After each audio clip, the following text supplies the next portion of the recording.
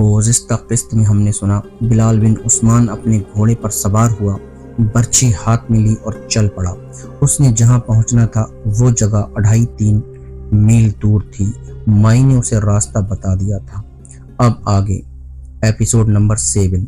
बिलाल जब चट्टानों, टीलों और खन नालों के इलाके से निकलकर आगे गया तो उसे कुछ दूर एक ऐसा सरजब्द खित्ता दिखाई देने लगा जैसे सहरा में नखलिस्तान होता है। वहां हरे भरे दरख्तों के झुंड थे, उनमें छोटे छोटे दरख्त भी थे और ऊंचे भी। उनके नीचे ऊंची घास भी थी और खुदरू पौधे भी थे। इधर से बिलाल का घोड़ा चला जा रहा था, उधर से एक घोड़ा दौड़ा आ रहा था। स्याह रंग के उस घोड़े की सज धज बताती थी कि शाही अस्तबल का घोड़ा है। बिलाल बिन उस्मान ने दूर से पहचान लिया कि घोड़े का सवार कोई आदमी नहीं, औरत है। वो रानी थी। बिलाल बिन उस्मान कोई ऐसा कच्चा आदमी नहीं था। उसने अपने आप पर माई रानी के हुस्न और उसकी जवानी को सवार नहीं किया था। उसने घोड़े को एड़ लगाई और घोड़ा दौड़ पड़ा, लेकिन घोड़े का रुख माई रानी की तरफ नहीं था, बल्कि उस तरफ था जहां उसने रानी से मिलना था। वो रानी से पहले उस जगह पहुंच गया। वो जगह बहुत ही खूबसूरत थी। उसके अंदर छोटी सी एक झील बनी हुई थी। उसके इर्द गिर्द छोटी छोटी टीकरियां और उन पर ऊंची घास और झाड़ियों जैसे सरसब्ज पौधे थे। उनमें और टीकरियों के पीछे बैक वक्त कई आदमी छिप सकते थे। ये जगह खासी वसी थी। बिलाल घोड़ा दौड़ाता हुआ उस तमाम इलाके में घूम गया। वो देखता फिर रहा था कि रानी के आदमी छुपे हुए न हों। उसके सामने अपनी सलामती थी। उसे दरख्तों पर चहचहाते हुए परिंदों के सिवा कोई जानदार नजर न आया। चंद एक गिलहरियां थीं जो उसके घोड़े से डरकर दरख्तों पर चढ़ गईं। वो तमाम जगह घूम फिरकर झील के किनारे पर आया तो उधर से माई रानी का घोड़ा उस खूबसूरत जगह दाखिल हुआ। वो कूद कर घोड़े से उतरी और बच्चों की तरह हंसती हुई बिलाल की तरफ आई। बिलाल घोड़े से उतरकर आहिस्ता आहिस्ता उसकी तरफ बढ़ा। क्यों? माई रानी ने मुस्कुराते हुए पूछा। क्या तुम्हें अच्छा नहीं लगा? क्या तुम मुझसे डरते हो? कि मैं इस देश की रानी हूँ, तुम्हें डरना नहीं चाहिए। मैं जानती हूँ तुम अपने देश की रियाया में से नहीं। मुझे पता चला है कि अरब से भागकर जितने लोग मकरान में आए हैं वो सब सरदार हैं या सरदारों के बेटे हैं। तुम भी ऊंचे तबके के आदमी मालूम होते हो। नहीं रानी, बिलाल ने कहा, मैं डरता नहीं। मैं हैरान हो रहा हूँ कि एक मुल्क की रानी अकेली किले से इतनी दूर आ गई है। क्या तुम्हारे मुहाफिज बाद में आएंगे? नहीं, माई ने जवाब दिया, यहाँ और कोई नहीं आएगा।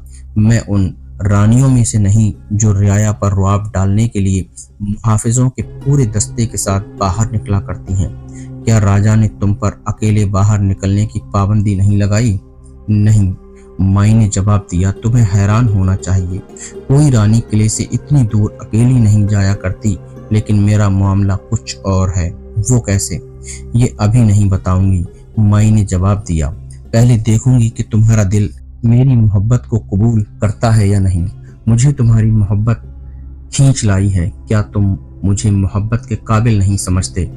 समझता हूँ रानी, बिलाल ने जवाब दिया, लेकिन मैं और भी बहुत कुछ समझता हूँ। तुमने मेरे लिए बहुत खूबसूरत जाल बिछाया है। मैंने सुना था कि अरब के लोग हमारे मुल्क के लोगों से ज्यादा अक्लमंद होते हैं। माई ने कहा, लेकिन तुम तो अकल से बिल्कुल ही खाली हो। क्या तुम ये समझे बैठे हो कि हमारी फौज 5 आदमियों को पकड़ नहीं सकती? तुम्हें पकड़वाना होता तो क्या रात के वक्त फौज थोड़ी सी नफरी भेजकर तुम्हें तुम्हारे साथियों समेत नहीं पकड़ा जा सकता था? तुमने मुझे मोहब्बत के काबिल क्यों समझा है? बिलाल बिन उस्मान ने पूछा। क्या तुम्हें मुझसे बेहतर कोई अपने मुल्क का आदमी नहीं मिला?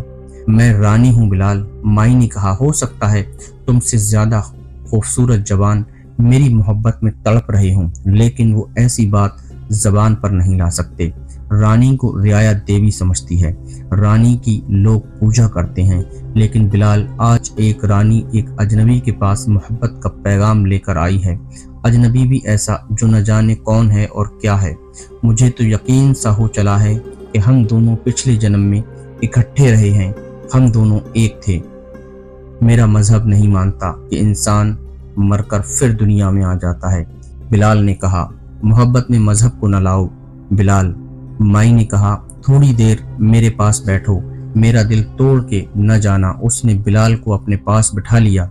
बिलाल में वो मर्दाना हुस्न जमाल था कि हिंदुस्तान की एक रानी उस पर फरिफ्ता हो जाती, और माई रानी के हुस्न जमाल में वो जादू था कि अरब का एक जवान आदमी उसका गर्विदा हो जाता। जब बिलाल और रानी उस रूह परवर सब्ज़जार से निकले तो सूरज बहुत दूर आगे निकल गया था। दरख्तों के साए लंबे हो गए थे। बिलाल के साथी दूर एक जगह छिपे हुए थे। वो उस जगह को देखते रहे थे जहां बिलाल गायब हो गया था। उन्हें तवक्को थी कि किले से फौज के कुछ आदमी आएंगे और उस जगह को घेरे में लेकर बिलाल को कत्ल कर जाएंगे या उसे पकड़ कर ले जाएंगे, लेकिन कोई भी ना आया। बिलाल वापस उनके पास आया तो उस पर खुमार सा तारी था। उसके बोलने का अंदाजा ऐसा था जैसे नशे में हो। उसके साथी उससे कुछ और पूछते थे और वो कुछ और जवाब देता था। वो रानी की रूमानी बातें सुनाता था। साथियों ने उसे बुरा भला कहा तो वो जरा होश में आया। खुदा की कसम, उसने कहा, मैंने तुम सबका इंतजाम कर दिया है। रानी हमें किले में रखेगी, वो कल फिर आएगी। दूसरे दिन बिलाल बिन उस्मान फिर उस जगह माई रानी के पास बैठा हुआ था। दोनों के वालिहानापन का आलम था, जैसे एक दूसरे में तहलील हो जाने की कोशिश कर रहे हों। वो दरख्त की शाख पर बैठे कबूतर और कबूतरी लगते थे जो प्यार और मोहब्बत में मगन होते हैं। क्या अब भी तुम मुझ पर शक करते हो? माई ने बिलाल से पूछा। अपने दिल से पूछो, क्या मैं तुम्हें पकड़वा दूंगी? ये शक तो नहीं रहा कि तुम मुझे पकड़वाओगी। बिलाल ने कहा, लेकिन मुझे उस सवाल का जवाब नहीं मिलता कि तुम अपने खाविंद को धोखा क्यों दे रही हो। वो इतना बड़ा राजा है और सुना है वो तंदुरुस्त और तवाना है, और वो बदसूरत भी नहीं और वो बूढ़ा भी नहीं। फिर तुम उसे मोहब्बत के काबिल क्यों नहीं समझती? मुझे उसके साथ इतनी मोहब्बत है कि मैं उसे अपनी जिंदगी भी दे दूं।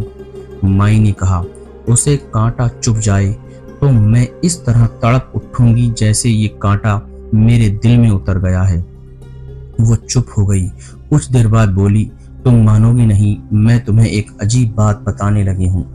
राजा दाहिर मेरा खाविंद है, लेकिन मैं उसकी सगी बहन हूँ। बिलाल ने चौंक कर माई को देखा। माई ने बात ही ऐसी कर दी थी जिसे सच माना ही नहीं जा सकता था। मैं सच कह रही हूँ बिलाल, माई ने कहा। मैं राजा दाहिर की बहन हूँ और वो मेरा खाविंद है। हमारी शादी उसी तरह हुई है जिस तरह हिंदुओं की शादियां हुआ करती हैं। हमारी शादी पंडित ने कराई थी। हम मजहबी तौर पर खाविंद और बीवी हैं, लेकिन जिस्मानी तौर पर भाई बहन हैं। हम बे औलाद मर जाएंगे। राजा दाहिर मर जाएगा तो मैं उसकी लाश के साथ चिता में जिंदा जल जाऊंगी। लेकिन ये शादी हुई कैसे? बिलाल ने पूछा। इस शादी का मतलब क्या है? मैं बताती हूँ, माई रानी ने कहा, और उसने बिलाल को सुनाया कि भाई ने अपनी सगी बहन के साथ शादी क्यों की। माई रानी ने अपनी शादी का जो किस्सा सुनाया वो एक तारीखी वाकया है। इसकी तफसीलात तारीख मासूम वर चचनामे में मिलती है। दाहिर सिंध का राजा बना तो उसने अपने मुल्क का दौरा किया, अपने लोगों से मिला और अपनी सरहदों का भी जायजा लिया। उसका ये दौरा कई महीनों पर फैला हुआ था। वो जब वापस अपनी राजधानी अरवड़ आया तो शहर के तमाम लोग उसके इस्तकबाल के लिए रास्ते के दोनों तरफ खड़े थे। उन्होंने अपने राजा पर फूल बरसाए और उसके रास्ते में फूलों की पत्तियां बिछाई। राजा दाहिर ने अपनी राजधानी के लोगों की ये फरमाबरदारी और अकीदतमंदी देखी तो उसने उसी रोज दरबार आम मुनाकिद किया। चंद एक सरकर्दा अफराद को इनामात दिए और लोगों को खाना खिलाया। जब लोग अपने घरों को चले गए तो 2 पंडित और 2 नुजूमी उसे तन्हाई में मिले।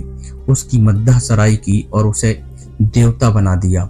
हमने महाराज का और महाराज की बहन माई के जायचे निकाले हैं।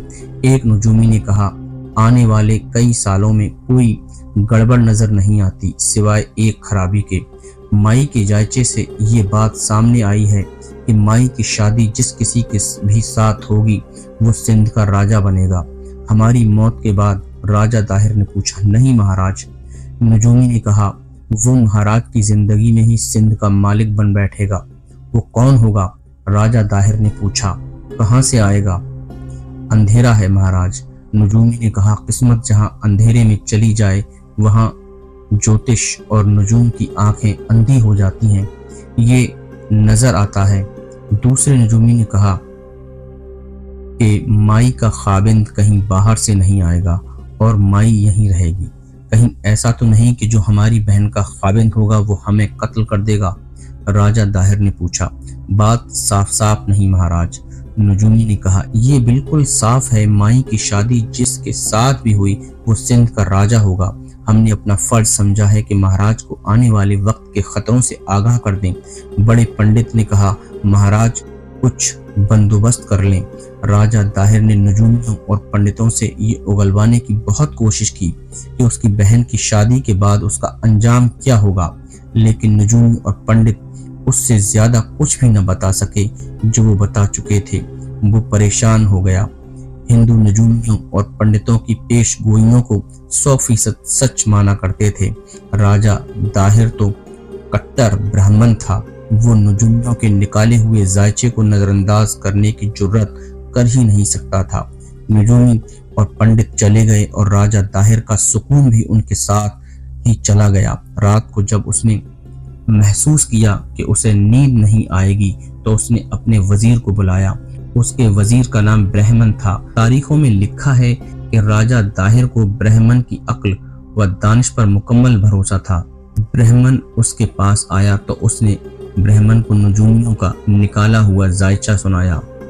सोचो और बताओ मैं क्या करूं? राजा दाहिर ने उसे कहा। मेरी बहन की शादी होने वाली है। क्या मैं खुद ही अपना इतना बड़ा मुल्क अपने बहनोई के हवाले कर दूं? इससे ये होगा कि मैं जिंदा रहूंगा, फिर भी क्या करूंगा? महाराज, वजीर ब्राह्मण ने कहा, राजा का अपनी रया से, अपनी फौज से और अपने मुल्क से जुदा हो जाना अच्छा नहीं होता। 5 चीजें ऐसी हैं जो 5 चीजों से जुदा हो जाएं तो उनकी कोई कद्र कीमत नहीं रहती। बादशाह तख्त से, वजीर वजारत से, पीर अपने मुरीद से, दांत मुंह से, बच्चा माँ की छातियों से। खुद गौर करें महाराज, मैं कैसे मशवरा दे दूं कि आप तख्त से दस्तबरदार हो जाएं? मैं पूछ रहा हूं, मैं क्या करूं? राजा दाहिर ने पूछा। महाराज, वो करें जो आज तक किसी ने नहीं किया। ब्राह्मण ने कहा। अपनी बहन के साथ खुद शादी कर लें और उसे रानी बना लें, लेकिन रिश्ता खाविंद और बीवी का होते हुए बहन को बहन समझें, बीवी न समझें, वरना ये बड़ा पाप होगा। उस शादी से फायदा ये होगा कि महाराज का कोई बहनोई नहीं होगा। बहनोई नहीं होगा तो तख्त व ताज को कोई खतरा नहीं होगा। मेरे दानिशमंद वजीर, राजा दाहिर ने कहा, तुम्हारा मशवरा बहुत कीमती है। इसके सिवा कोई और इलाज भी नहीं, लेकिन लोग बदनाम करेंगे, तरह तरह की बातें बनाएंगे। महाराज, ब्राह्मण ने कहा, थोड़े अरसे का वाकया है। एक आदमी ने एक भेड़ की पुष्ट में मिट्टी और खाद डाली और ऊपर से थोड़ा सा पानी छिड़ककर उसमें राई डाल दी। उस पर वो पानी छिड़कता रहा। कुछ दिनों बाद राई फूट आई। भेड़ का मालिक भेड़ को बाजारों में ले जाने लगा। मैंने भी ये भेड़ देखी थी। भेड़ को देखने वालों का हजूम इकट्ठा हो गया। फिर ये हुआ महाराज, 8 दिन भेड़ को देख देख कर लोगों की दिलचस्पी कम हो गई और देखने वालों का हजूम खत्म हो गया। थोड़े दिन और गुजरे तो लोगों ने भेड़ की तरफ देखना ही छोड़ दिया। भेड़ उनके सामने से गुजर जाती थी तो कोई उसे देखता भी नहीं था। महाराज को समझना चाहिए कि लोग कुछ दिन बातें करेंगे, फिर चुप हो जाएंगे, और महाराज ये भी सोचें कि किस की हिम्मत है जो आपके सामने आकर बात करेगा।